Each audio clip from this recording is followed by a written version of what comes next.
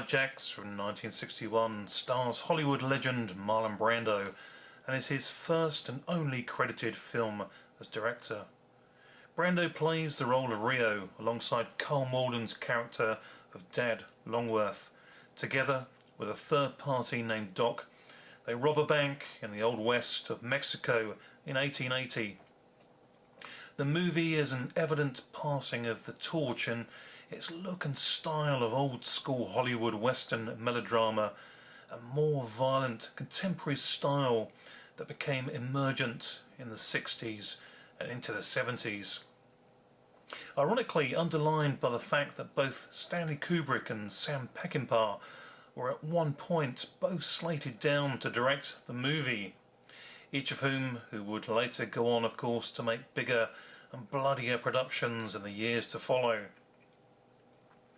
Brando was here in the director's saddle for One-Eyed Jacks though, and his first time in the chair proved to be a labour of perfection, as long and intense as his acting skill. The production was long and went way over budget, and Brando actually delivered a movie over 5 hours long. The film studio heads at Paramount took control over the final product and recut the movie drastically down to its 141 minutes version that was released in theatres and is available today. We may never actually get to see the 5-hour vision that Brando had for the film, but what we do get is still a sumptuous looking western with a star turn from Marlon Brando and supporting cast of Carl Malden, Katie Jurado, Ben Johnson, Slim Pickens, and the beautiful natural young talent of Pina Pellica, who plays the love interest of Brando's character Rio perfectly. Tragically, the beloved Mexican actress took her own life just a few years later in December of 1964. Just 30 years of age, her star shone so bright for sadly so fleeting a time, but is forever immortalised here in One-Eyed Jacks, with each attention-grabbing scene that she appeared in.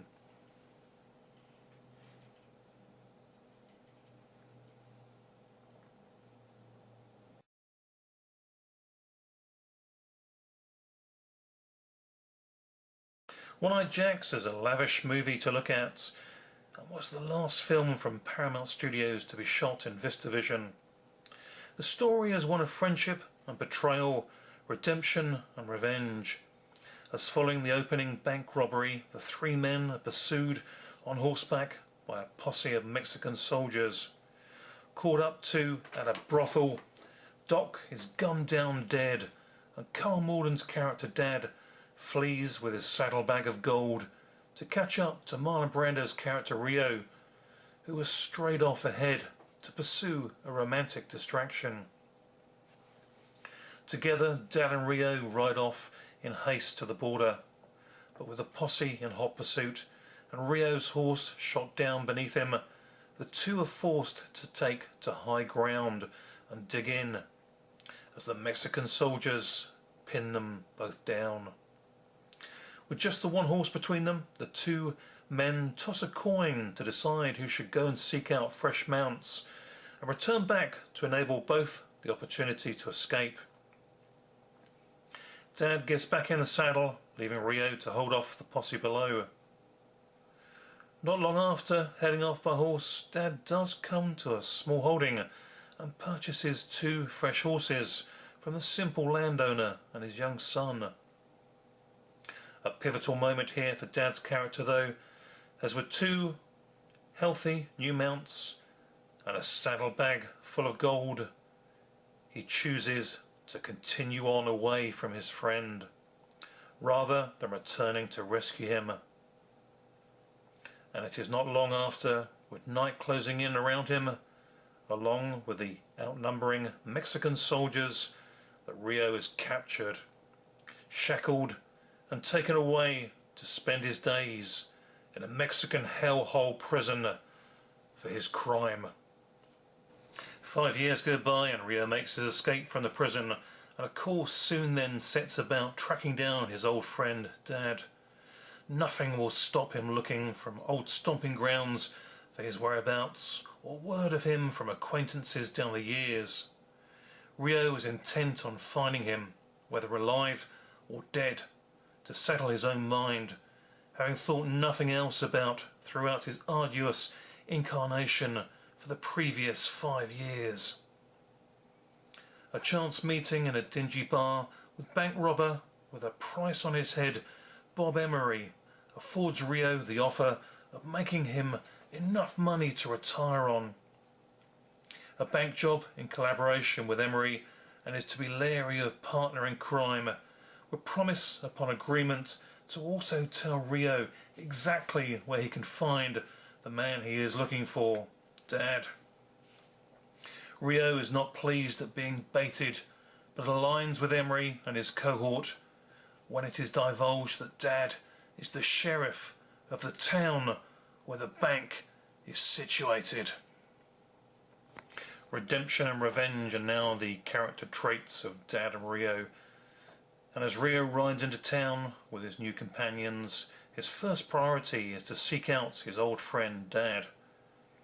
We first get to meet the deputy sheriff, Lon Dedrick, played with a shifty, arrogant swagger by the excellent Slim Pickens here, with a role play that is pretty detestable and has you soon aching for a just outcome to his character come conclusion.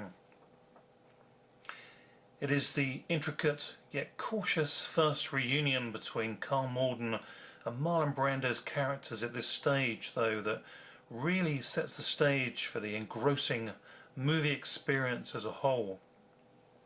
Dad is startled at Rio turning up alone on his homestead doorstep, but he shares with his wife and beautiful stepdaughter, played by the aforementioned lovely Miss Pina Belisa.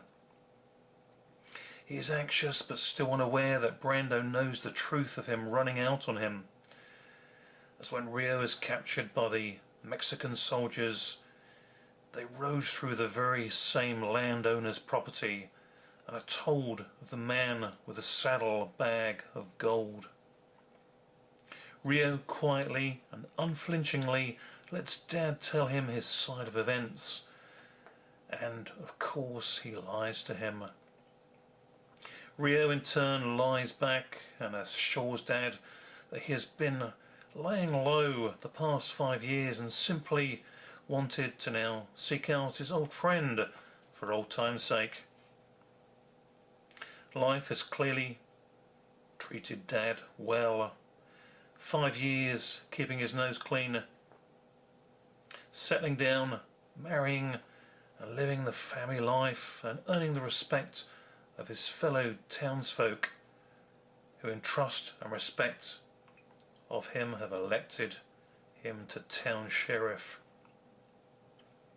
The two men shake hands, with Dad, although still a little cautious, completely unaware that Rio has realised just what all that he has needed to come and find from the encounter with his former friend, Dad.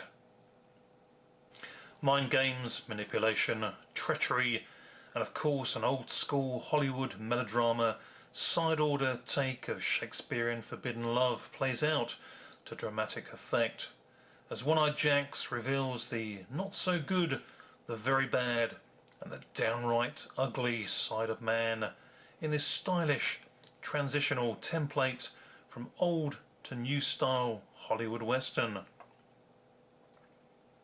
One-Eyed Jacks is most definitely one to keep an eye out for, with a highly creditable 6.5 out of 10 movie review recommendation for Hollywood Western fans, and a must and most rewarding overall 7 out of 10 scorecard with bonus material here.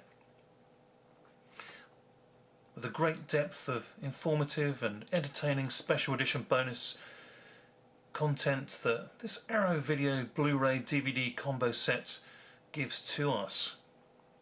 This is a new 4K restoration quality print of the film in its original 1:85:1 aspect ratio, clear and crisp picture and audio, showing off the stunning coastal retreat scenes as painstakingly sought after for the magnificent clear blue skies and majestically cresting and crashing ocean waves sequences from its director Marlon Brando, to great viewing reward here. The movie presented here has been meticulously overseen by Universal Pictures and the Film Foundation in direct consultation with Martin Scorsese and Steven Spielberg.